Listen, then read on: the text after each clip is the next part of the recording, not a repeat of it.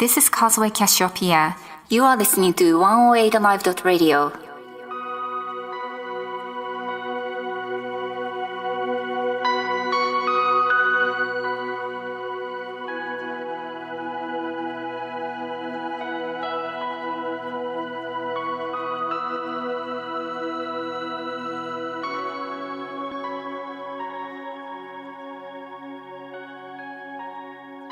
Hi there, welcome to 108live.radio. This is Kazway Cassiopeia. I'm a tarot card reader, artist, creator, and publisher of tarot. I'm also a psychologist and energy healer. I have my own practice in Johannesburg, South Africa as a life coach. I'd like to welcome you to my show, Interactive Tarot. The show is not only about tarot cards, although bits and pieces of tarot-related topics will be covered. Along with carrying out live tarot readings, it is just simply full of insights of a way of life, philosophy, science, and spirituality, most of the time involving guests who are in the field of health, wellness, and or spirituality. If you have any question or suggestion, please contact me by emailing to mail@cassiopeia.com. Cassiopeia is spelled Kashiopia. You can also check out my website www.cassiopeia.com. Interactive Tarot is aired every Friday from 11 a.m. to 12 p.m. live here on 108live.radio. Stay tuned in.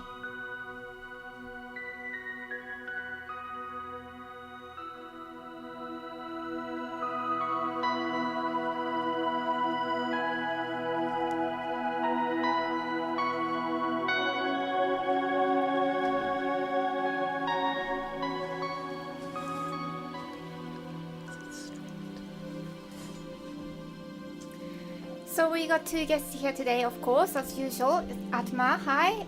He's the producer of 108live.radio. Hello, Atma. Yeah, how are you doing? How is everyone doing? And another guest is Monique. Hi, Monique. Hi, Kazway. Good to have you here. Yes, I'm excited. Monique is Transformational Facilitator and we'll be talking about her work. She'll be carrying out a wonderful workshop at the end of the year. She has a lot to offer, so we'll be spending a lot of time on her. And as usual, I usually talk about tarot cards in one way or the other. Today I wasn't inspired, I wasn't really sure what to talk about, but I don't stress. It's like something is gonna come. So, do you do tarot reading? I don't. Do you know anything about it? I suppose what the very average person knows, really the basics, the bare basics. See, the basic stuff that people know about, Yes. generally speaking, is that it's a scary thing. Sometimes I go to markets and, offer tarot reading as a stall. And there are people who would say, I don't want to have a tarot reading. I was like, well, if you don't want it, you don't even have to tell me.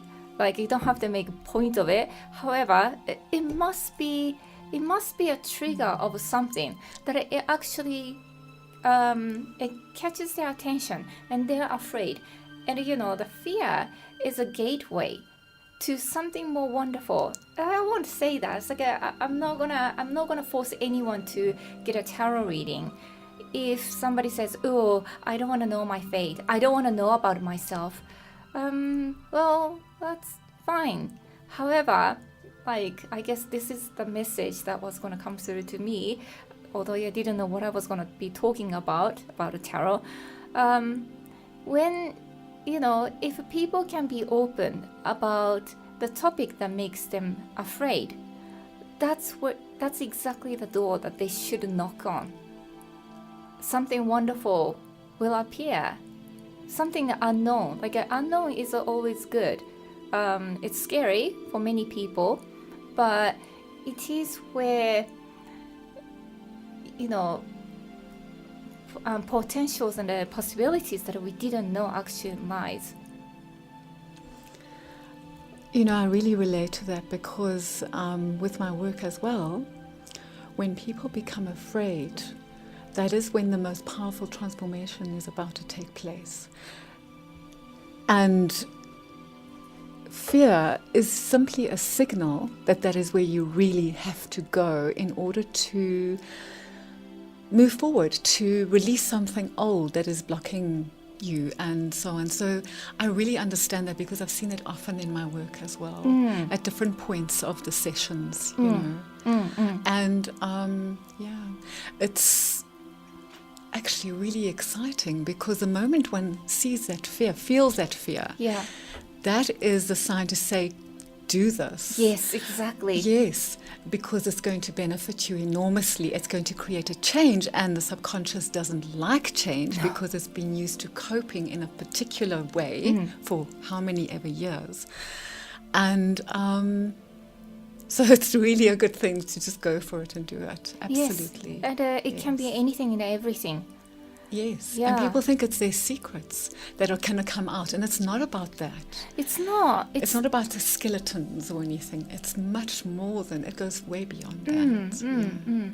I'm quite curious about myself. Like, well, I hope I'm not necessarily labeled as a narcissistic, but I am curious about myself. So if anybody wants to do reading, and like if I can find out about myself, it's like, oh, okay, that's cool.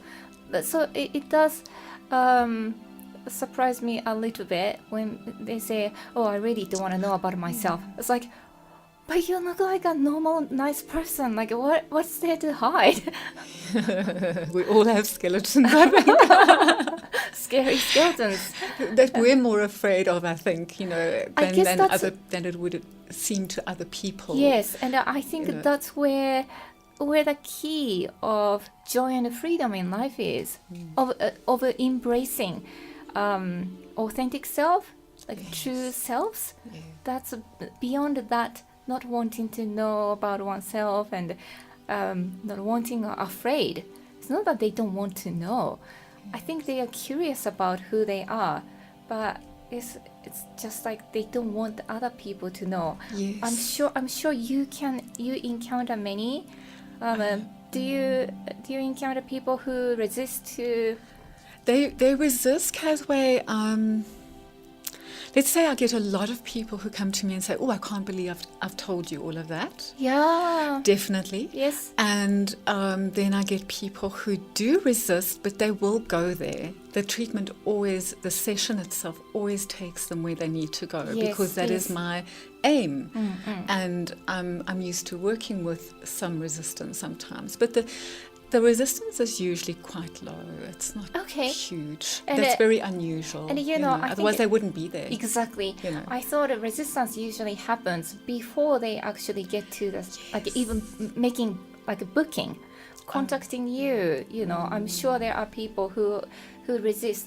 You know, either I don't need help, or like I don't know what's gonna come out. Well, now that I'm talking about it, I can understand that. Like, I don't like to go to doctors. And I don't know why I'm afraid. Like, why am I afraid of going to the doctor, making an appointment? Like, they have potential of fixing me. Yes. But there are also doubts that what if they can't find the issue? What if they can't find the right medication or treatment? You know, like maybe it goes down to the issue that maybe I don't feel that I don't deserve to be treated. You know, it's like it can be also interconnected. All the issues can be so interconnected. Absolutely. Within, and the resistance is just a tip of the iceberg. Yes, or what if there's something terribly wrong with me? Well, that as well. You know, I mean, in terms of the doctor or the session, or the cards. You know, what if something awful is going to come out? Well, the thing is, that's a good thing, because then it can be addressed. Yeah. And one can take action. And with your cards, immediately, I'm sure it works very much like a session in that way. It does. That it's immediate therapy. It's not that you're just showing the revealing the problems, but that you actually, the healing energy within your card session, I'm sure, begins to resolve and heal already. Yeah, and I combine it with the energy healing as well. So it works both ways, psychologically, mentally, and physically. But in my tarot reading, I never give like bad reading, so to speak, there are times I have to say, okay, well, tell me if I'm wrong, but these negative things happening in your life, have to clear to a certain level. But my cards, because of the way I carry out, tarot reading reflects the reader's intention. So I have no intention of doing fortune telling of unfortunate thing happening. So those things will never come up in my readings. So I would never say, this is going to happen, so you better be careful. I'm sure there are people who do that kind of reading, and that if that's their style, that's fine, but that's not mine. And when the cards come up like upside down, that's usually just a field of attention, like a field where they have to pay, or they should pay attention to, and usually awareness and advice comes up. So it's not like warning of like, oh, this bad thing is going to happen, because like there are people out there who would just believe in that, and they will make their prophecy come true. So Yes. yeah, so there is a fine line between like predicting negativity to pointing out where people should pay attention to. Absolutely. It's like that with the session work as well, with the therapy work. There's no point in illuminating, placing a spotlight on an issue if one can't help that person move through it. That's what it's about, is to and it sounds like your sessions, your card readings are the same, with the same intent, the same focus. It's about moving beyond and going into transformation, going through all this stuff, of course, because that is a part of it. To face up to the emotion, the issue, and so on. And then through that, being guided and being able to let it go and form new beliefs in a new way and a new life, really, on that particular level. Yeah, Yes. oh, definitely. Yeah. Would you mind sharing your background and Okay, what you did? no problem. So I have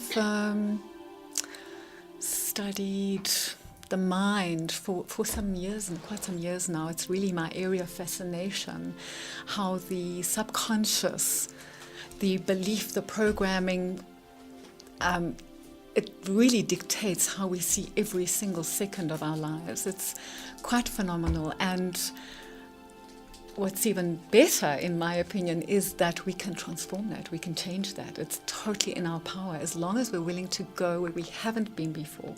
If we want what we have in anything, we have to go where we haven't been before. That's just logic.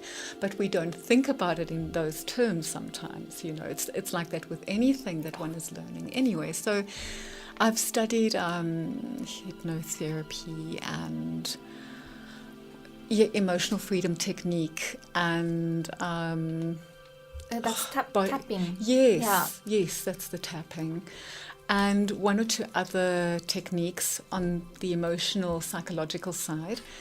And I also use Reiki. I'm a Reiki master, so I use automatically the energy flows when I'm working, which accentuates and enhances anything that's working through the session, any healing, any transformation.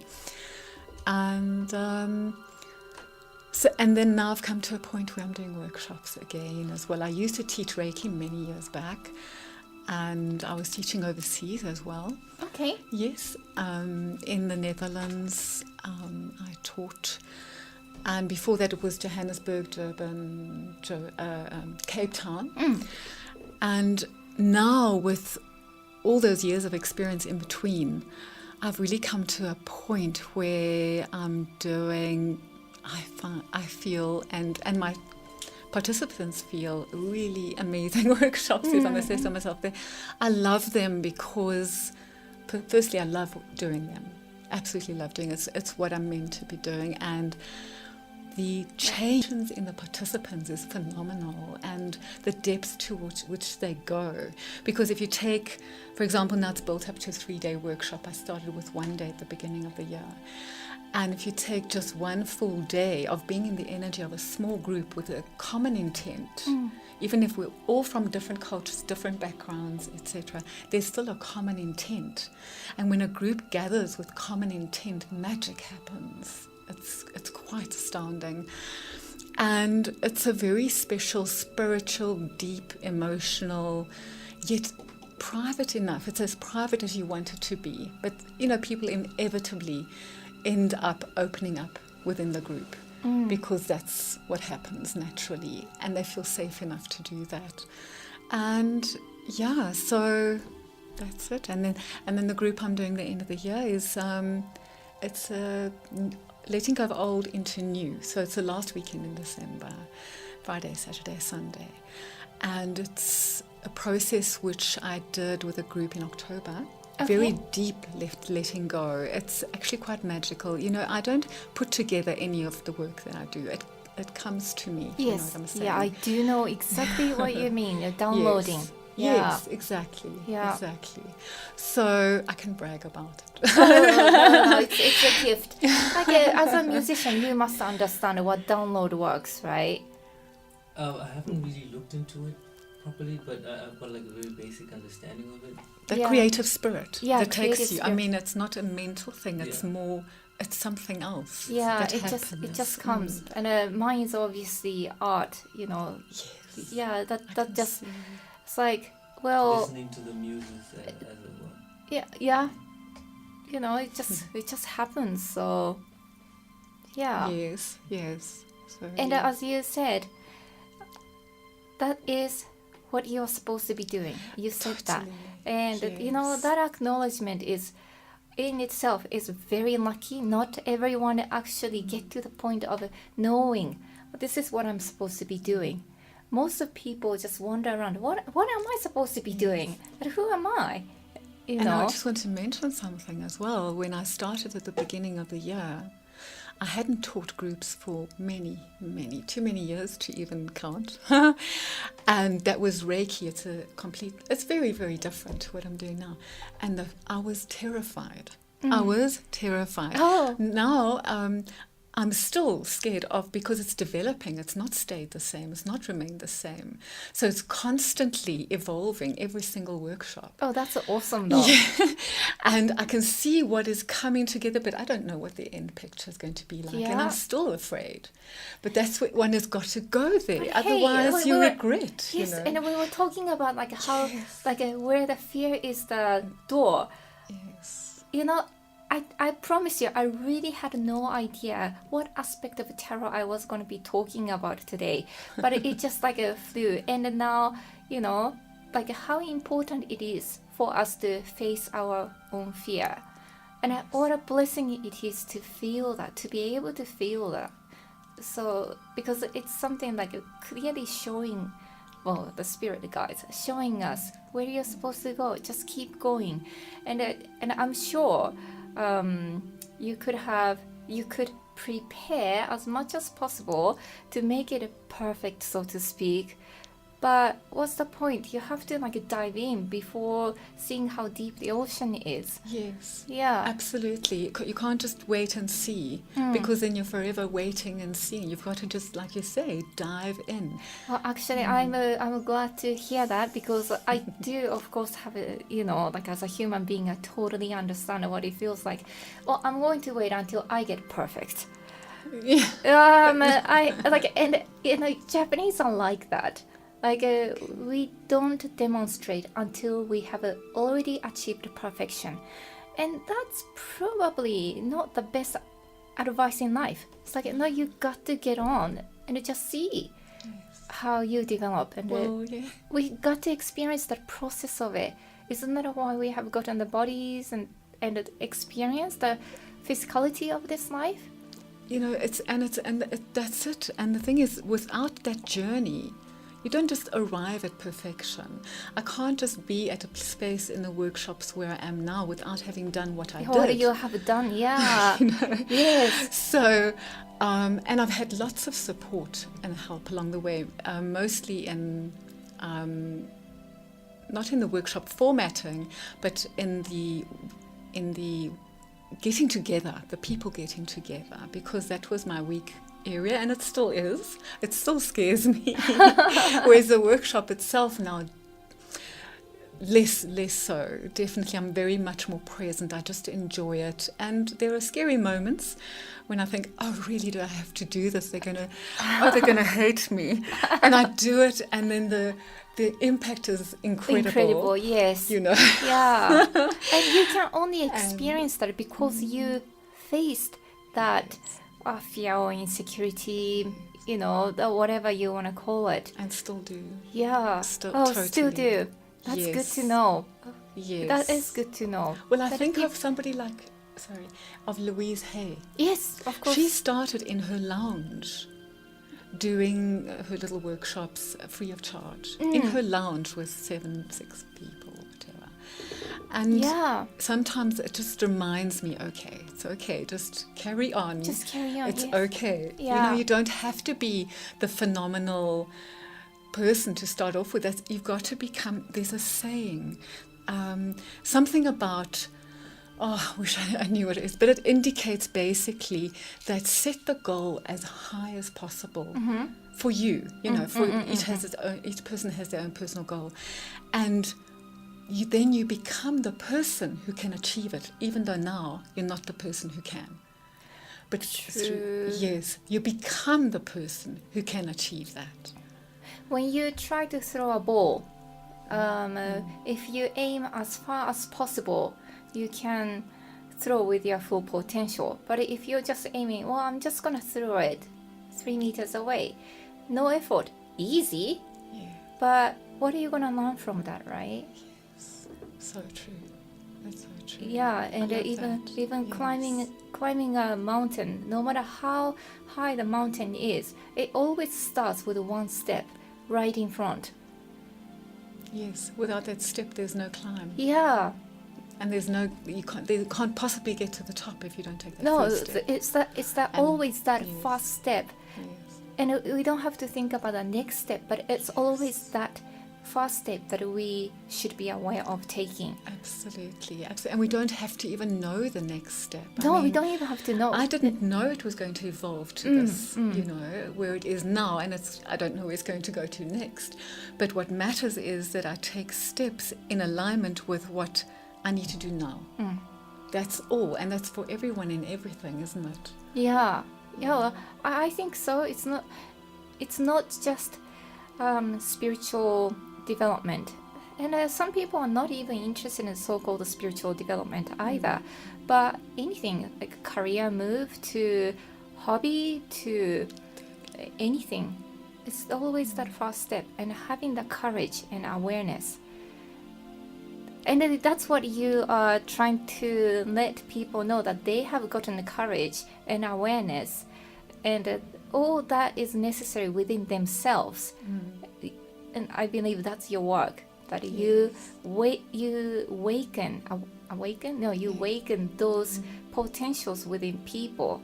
Yes, absolutely, definitely. Because the moment the subconscious shifts, their whole belief structure in that specific area transforms, changes completely, and then that affects other areas, because everything is connected within us, ourselves, never mind with everybody else in the universe, but within us, ourselves. And so if something is blocking me in one specific area, you can be 100% positively certain that it is infiltrating into other areas. Yes. And the same is true for when something changes in a good way.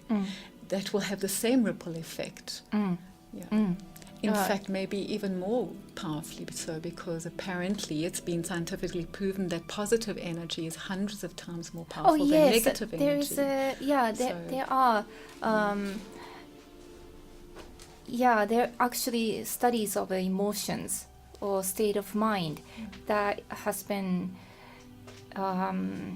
measured with something. I can't remember, some kind of of course it was measured in hertz, but energetic measurement has been taken. Right. And a higher vibration means a lighter vibration, and that's more positive.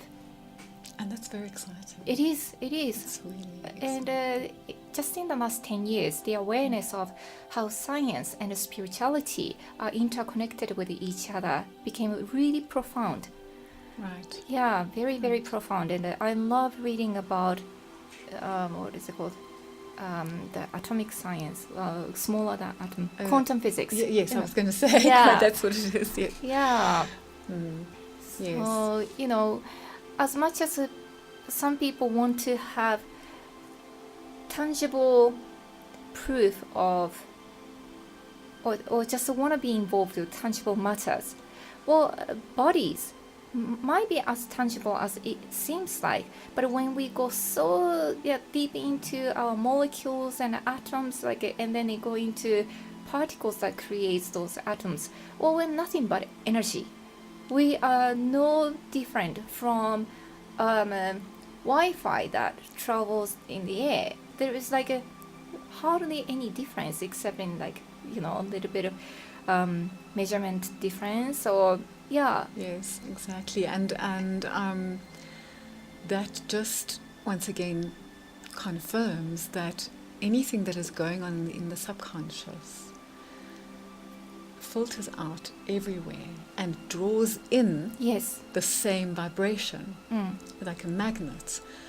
And so it is absolutely essential to take that step, to make the effort to get the growth. Yes. No matter how scary it seems at first sometimes. Yeah. I think, getting over fear or facing fear is so scary. Yes, absolutely. Really. And thank goodness I have gotten to the point of being able to appreciate its existence. But if you ask anyone, I was somebody who just ran away from my fear all along. So, so I know exactly what it is, and I had to learn it in a really hard way to be very proactive about my life, about myself, and just really embrace who I am, not in a fluffy spiritual sense, but okay, you chose to be here with the body, with all the background you're born into, so just take it, embrace it. It took me really long time. I couldn't really say that I was spiritual. I think I was materialistic, but at the same time spiritual in a kind of wrong sense, that I wasn't really taking reality, like a third dimensional physicality as real either. So I was somewhere in between.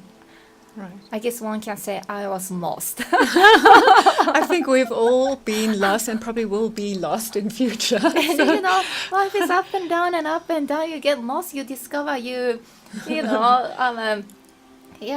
moment I thought I found myself, and then I find myself being lost again. It has been up and down, or more like spiral of going around and around. But hopefully, with my intention and awareness, I've been climbing up, not going around the same place. I hope. It's actually very comforting, because it's supposed to be like that. You're not supposed to be perfect immediately. It's okay to be lost. Yes. In fact, it's part of the process. And so sometimes when I hear that, I think, oh yes, it's so nice and calming. It's just a reminder. It's a reminder. Okay. It's okay. Yes. Yes. Yeah, and healers, counselors, therapists, wellness practitioners, we're all human beings. What we can do is to support somebody else, but at the same time, we need to be supported as well. We don't practice what we do just because we're perfect. No, it doesn't work that way at all. We are still human beings. Not excusing ourselves, but it is just fact that we are humans and we support each other. Exactly. It's like any field of expertise. The engineer knows his field, but he still learns along the way. Mm. You know, he's not instantly perfect, no matter how experienced he is and how clever he is. He's still learning along the way. It's the same thing exactly with tarot reading, no doubt, as well as the Life sessions and the coaching, workshops. And Yeah. absolutely, in any area of life. Any area. If we're not growing, we're dying. Exactly. Or Just you know, as good as dead. Yes, exactly. Yeah. And building a list of regrets if we're not growing. Mm. That's how I feel about it. Mm. And I'd rather leap into the void with that fear than have more regrets to add to the list. And the thing is, most of people don't really grasp the concept of regret until they're facing the end of their lives. That's true. Usually regret only comes at the very end. Not that I have been at that end of life, but well, I do have a good examples around in my life of lives like that. My parents are like that, and regrettably, especially my mother, she didn't embrace her life. Although she was a beautiful, talented woman, she lived in the field of fear and didn't do anything about it because she was so afraid to get out, so she didn't explore. And now, you know, she's coming to the point of what was my life all about? And it's like, okay, I got to be really aware of that, you know. Very much so. You know, I used to be very much in fear as well. You were saying earlier on you were, and I can understand how it's very easy to remain stuck there. It is because very easy. Because it's like a straitjacket. It's paralyzing. But at the same know. time, you don't have to do anything. You can be so passive, and you don't need to. Oh, you can actually blame on that restriction. Well, but I can't move because of X, Y, and Z. Yes. And they don't have to empower themselves. They don't have to be proactive.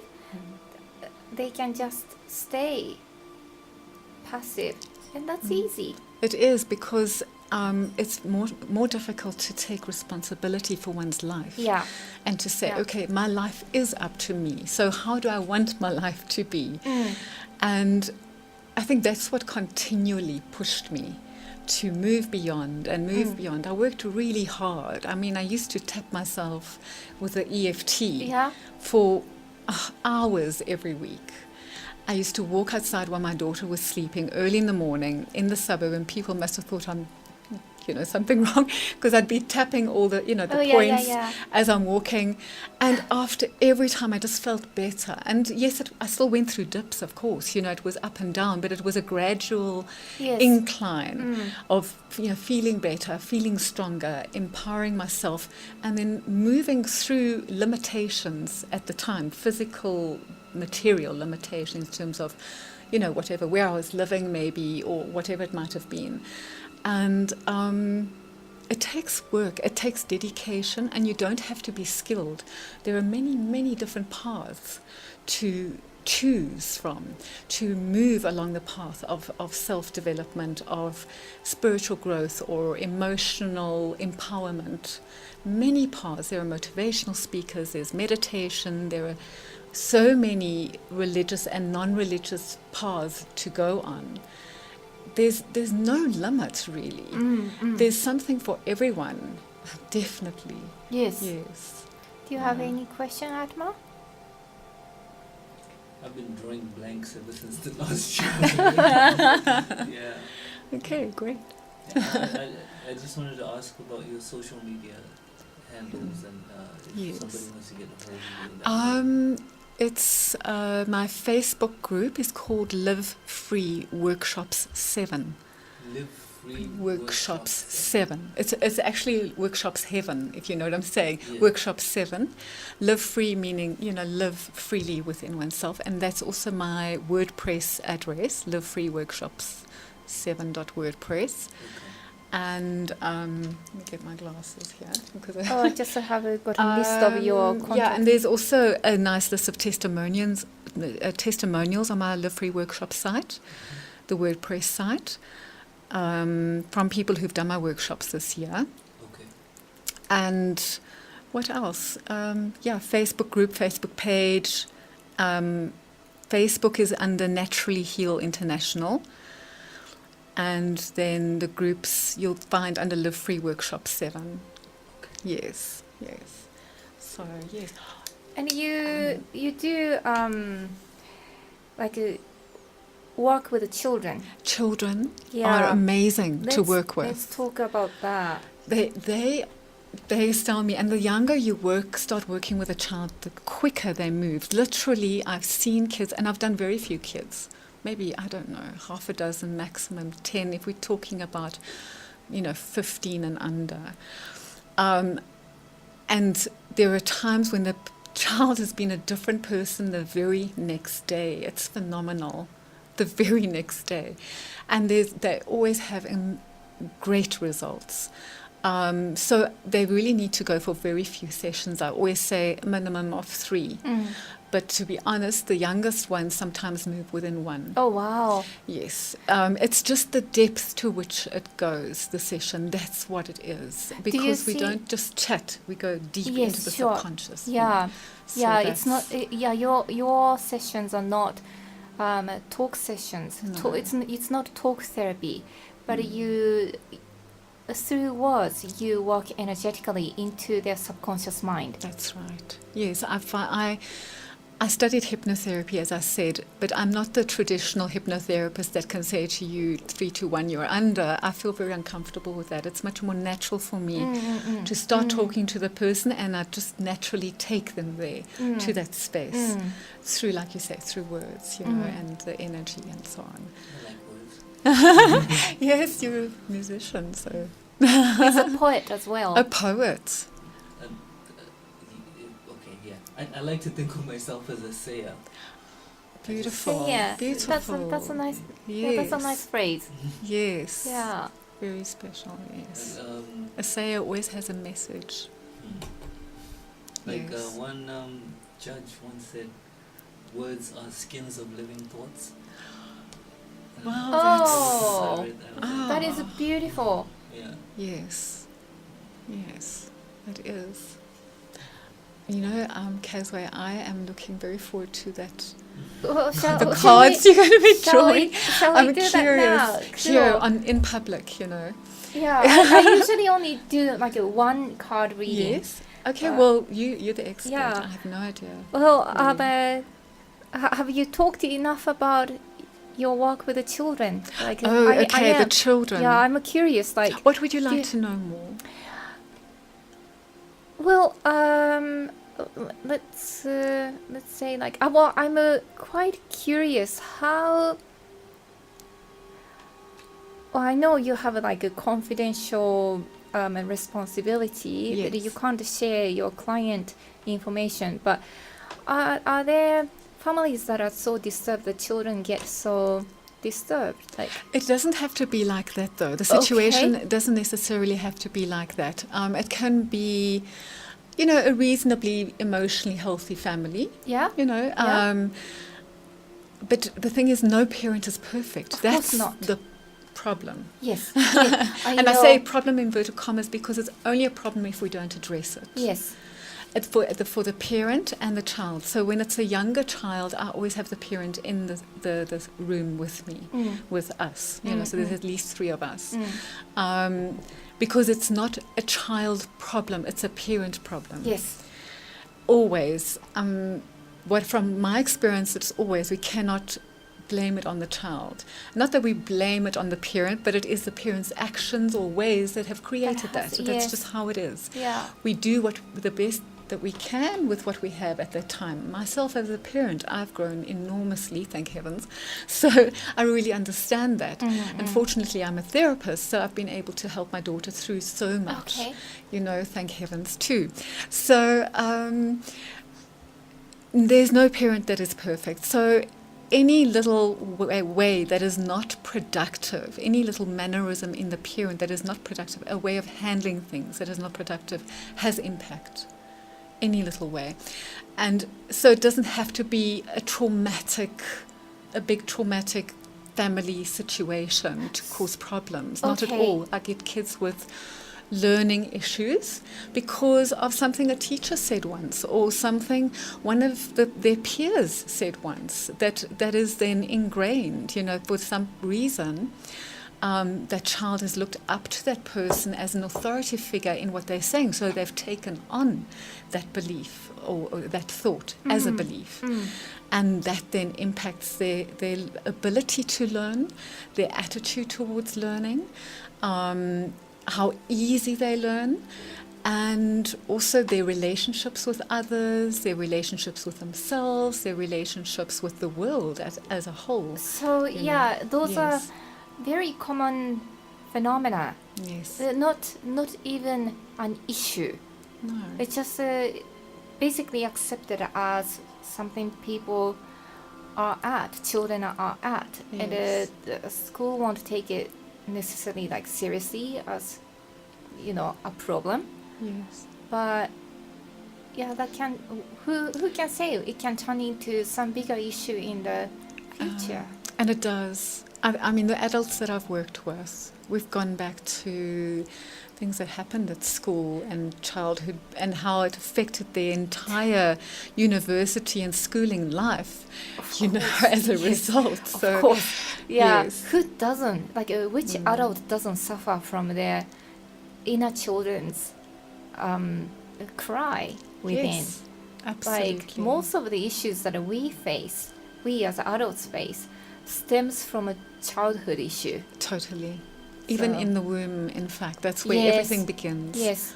Yeah. It just becomes empowered in a negative or positive way throughout childhood, and then, more. So it just makes sense that even children, as young as they are, they still can have maintenance.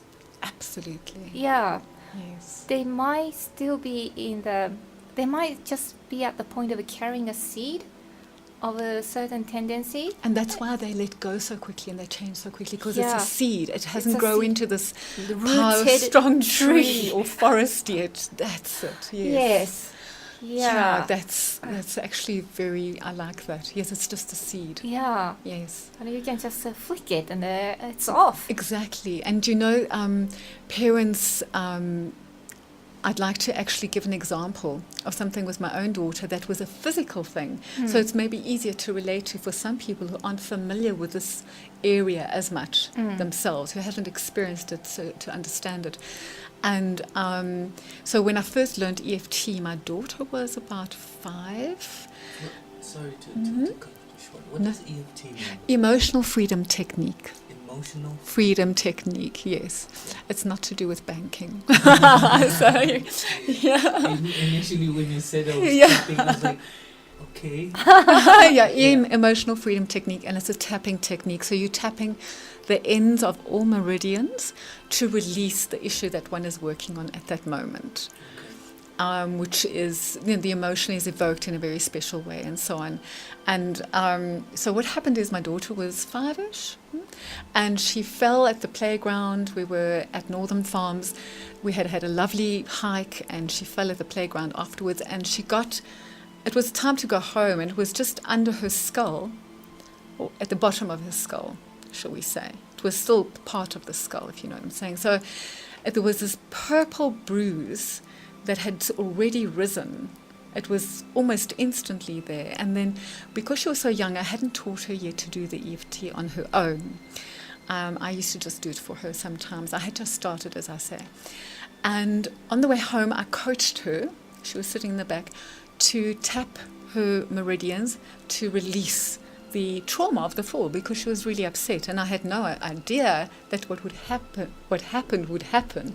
By the time we got home, which was probably maximum a 25-minute drive, that swelling, which was absolutely definite and purple, was now slightly red. I could hardly see it, and it was flat, That's 100% flat. Wow, how children And can that respond, was- hey? Yes, and that was such a confirmation as to Wow. the effectiveness. I don't think effectivity is a word. Effectiveness of the technique. Wow. That was so, because I could see it with my own eyes. It was a very physical wow. thing. What a blessing to see that. And people can use it. It's very easy. How? Mm. And I teach parents that come to me to use it to continue working with their children. So they don't Yeah, always okay. have to come to me for everything. Yeah, They yeah. can come to me once a year for a big thing or a big session or whatever. But they can continue working on their own with kids. Yeah, so they can Yes. come to you for major maintenance. Major but they maintenance, can, yes. They can do their daily work on their own. Exactly. And it's the kind of thing that you will be teaching at your workshop. No, because it's not really at this stage, now I don't know about future, about parents and children. It's more about the parents themselves, the adults, the workshops. Anybody from 15 up, can attend a workshop. And but I teach it to the parents when they bring the kids to me for sessions. Yeah. So they can continue from there. Cool. Yes, So we still got some 15 minutes. So Okay. we'll Super. definitely do reading. I'm excited. In my radio show, I just have the guest draw one card. Okay. Yeah, so you Okay. can pick whichever. Well, I'm just, there we go. Okay, here you go. What is the card? Oh, I was thinking about this card actually. Yeah, it's beautiful artwork. Six Wow. of Cups. And it's actually about embracing your inner child. The card actually was coming to me. The image was coming to me, and you draw it. And it actually happens quite often. Yes, I yeah. believe you, yes. Yeah, and so this is about beautiful. bringing something to wonderful, beautiful from the past into current life, or encountering somebody from the past, encountering somebody who was good to you, and definitely what's the word? Reconciliation Okay. with your inner child. So that reflects what you do. It does. It really does. It's what the work is about. Yeah. Because it's a big part about self-forgiveness, especially for us adults. Yes. Especially for parents, even more so. But self-forgiveness and reconciliation with the self, and embracing that past self, that self that has been hurt, that self that needs to be forgiven, or reconciliation also then with the other people that were involved on that level that we would be working on. So yes, and then that obviously now applies to me personally. So that's interesting. Wow, that is interesting. I'll think on that one. I'm sure it'll come to me, what it implies will come to me more on a personal level. Yeah. It will come to me.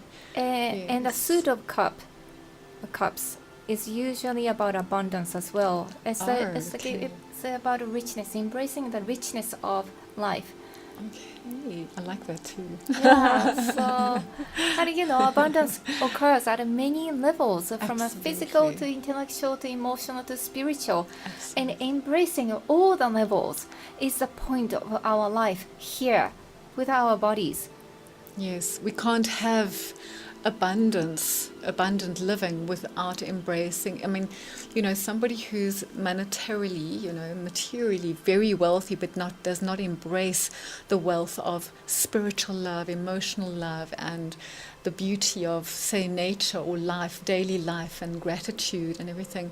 That's not a true abundance. No, it's not. But we for us to live fully abundantly, definitely all aspects must be embraced, including the material. The beauty of material life, of being in this body, of being able to walk and run and sit in the sun and embrace your friend and all of that. Yeah, exactly. And wherever they are not embracing, that's where the block is. Yes. And usually that issue stems in their childhood. Absolutely. And again, going back to what we have been talking about, the card that you drew, it goes back to the same thing.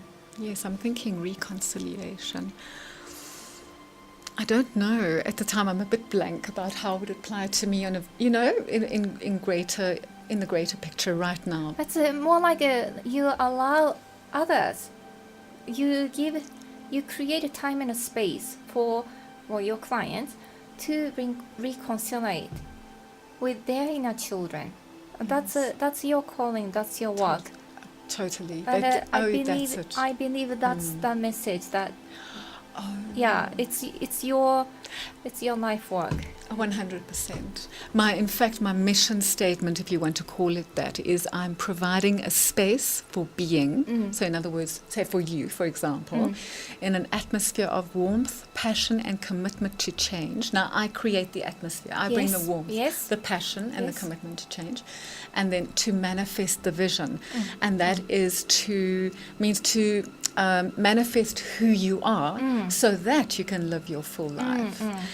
And so that can only happen through reconciliation. It can, yeah. And there are so many inner children that we carry within. It's not just one. There is like a 3-year-old me, 5-year-old me, 15-year-old me, even maybe 19-year-old me that got that experienced something and it still needs to be released from that discomfort. Yes, and like you say, discomfort, it doesn't have to be trauma, but anything like that will be blocking the way to full expression of the beauty of who one is. And we're all perfect, essentially perfect. It's just, the stuff that we've experienced, that we carry, and if you believe in past lives and the stuff that one takes on from past lives, but there's already enough in this life to deal with, to be honest, isn't there? It seems like there is a lot right in front. Yes. And often we humans actually get so stuck on the idea of, well, this is what happened in the past. Or what if this happens in the future? And we're not looking at where we are right now. We were saying like how important it is to take the first step. And it is important to take the first step. And I don't know if it's the same as looking at here and now. Or is it going forward, paying attention to the future unnecessarily, or is there there should be just balance between now and the future? Well, the thing is, we can only do with what we have right now. We don't know what's coming tomorrow. No. So, sometimes when I find myself thinking of, yes, but what if, what do I do in that case? What if? Then I remind myself, okay, let's deal with what we have. Yeah. Because I know where I am right now. Or, I know more about where I am right now. So let me take that step in from the space of where I am right now. And my, if you want to call it higher self, or my spirit guides, or the universal source, can only speak to me in this present moment. I can only take heed of that gut feeling right now. So the more that I am present in the moment, is the more powerfully I will hear the message and know where to go. And I don't need to, and do I really want to know where to go in 5 months' time? I'm not talking about a planned trip or anything like that. I'm talking about, daily life and so on. I want to know where I need to go now, this moment. And right now I'm in the right place at the right time, and I know that. And that's all that matters. And I think that the moment, also with goal setting, it's great to set goals. It is important to set goals, I believe. I believe it's really important to say, what do I want from this life? Yeah, for like me? As I was saying, if you want to throw a ball as far as possible, then you have to visualize that first. Exactly. But I can only get there from here.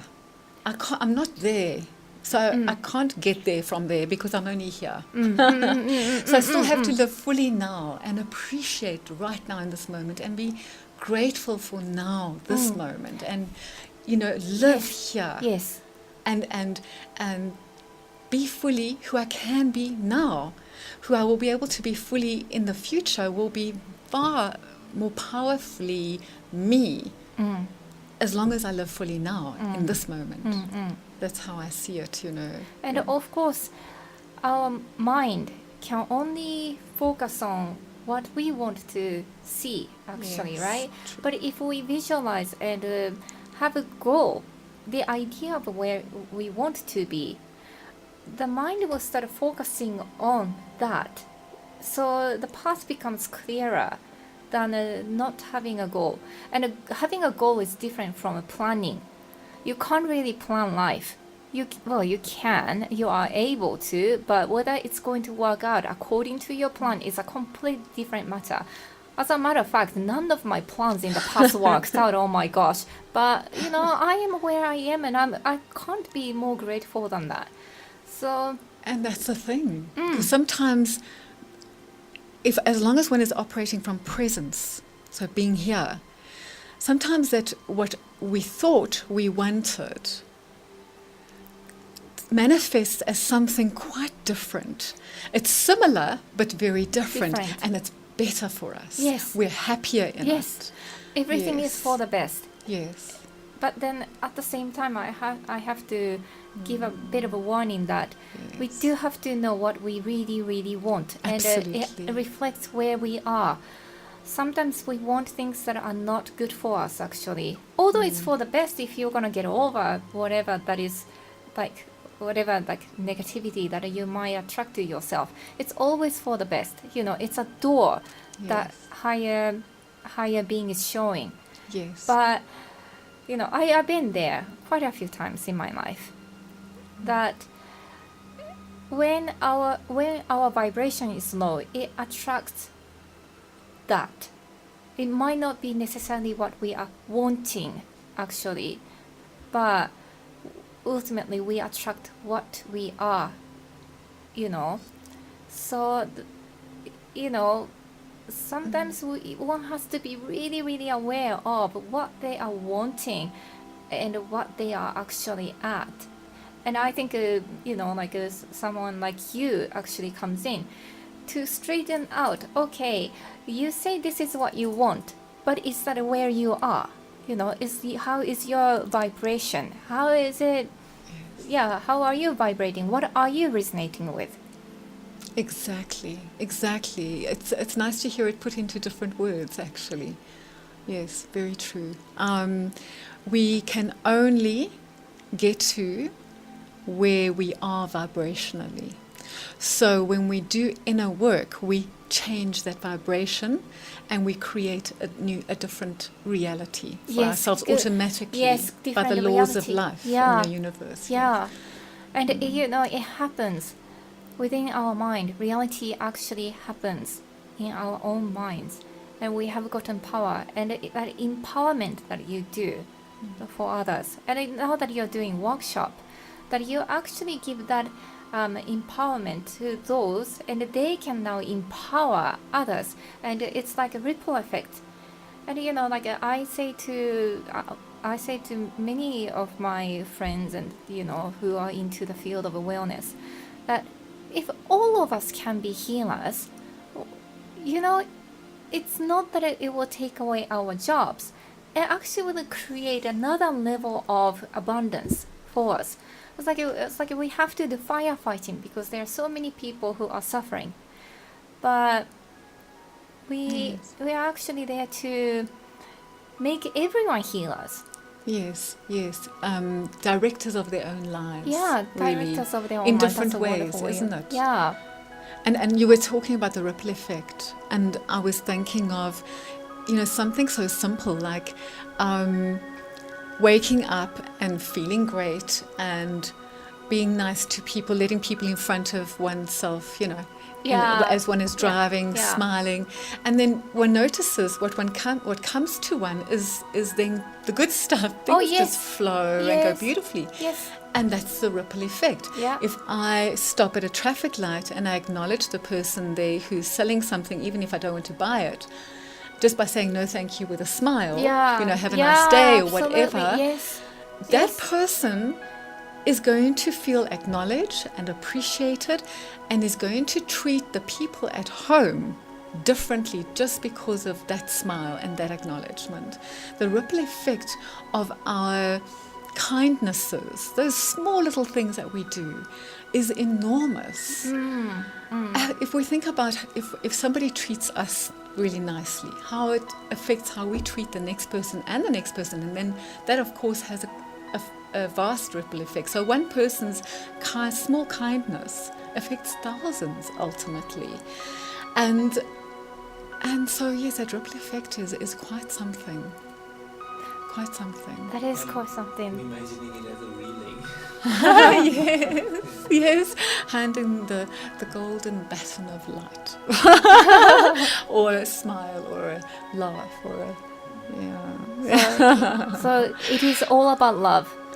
It is, and that doesn't mean, even though that's what I advocate in my sessions, it doesn't mean I'm always in a space of love myself, because I'm also evolving.